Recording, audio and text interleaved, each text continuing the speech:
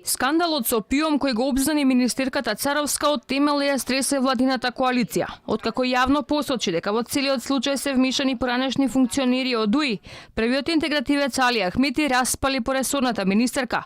Објавила специјална војна на повеќе од 100.000 гласачи на ДУИ. Во интервју за вториот сервис на МТВ, Ахмети побара Царовска да оде во обвинителство и да пријави, бидејќи ја плаќал политичката цена за скандалот. И невладините организации, медиумите и политичките партии сите станале обвинители и сите обвинуваат за крадење и за нечисти работи, а никој од нив не оди да пријави во обвинителство. Еве, например, да го земеме последниот случај, каде што излегува министерката без никаква одговорност и вели дека се изгубени 19 милиони евра во пензискиот фонд. Јас оваа порака ја сваќам како една специјална војна против ДУИ, бидејќи случајно се погодиле директорите да бидат на ДУИ. Нека оди во обвинителството, тоа се 19 милиони евра. Излегува денес и вика дека било техничка грешка, но за таа техничка грешка јас плаќам политичка цена.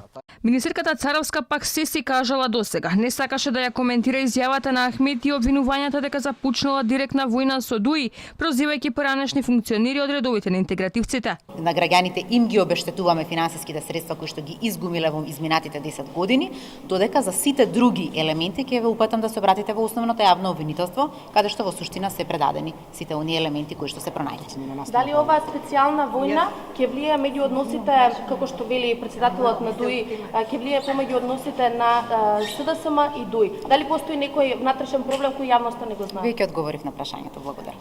Но Ахмети не запира со ваквата реторика. Му испрати директна порека на Заев. Високи представници на СДСМ правеле неодговорни потези. На туѓа свадба не одел, ниту пак прифаќал да биде нечија патерица, им порача Ахмети. Додека ДУИ директно напаѓа, министрите на СДСМ предпазливи со дипломатски одговор. Јас верувам дека коалициите се партнерства. Што значи тоа? Тоа значи дека никој никому не може бланко да му даде поддршка. Меѓутоа, не само со нашиот владин коалиционен партнер и внатре во нашата коалиција со која настапивме на изборите, ние ќе имаме отворени разговори со сите партии.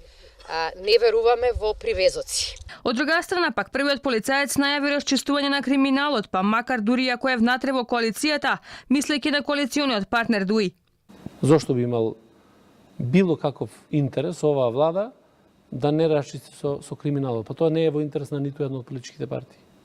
Ниту на СДСМ, ниту на ДУИ, ниту на било кој друг. Затоа што ДУИ се додека политичките партии... Затоа што ДУИ се плаши од новите бомби. Не, видете, никој од политичките партии не треба да се плаши ако се расчистува со криминалот, па тој нека и во собствените редови.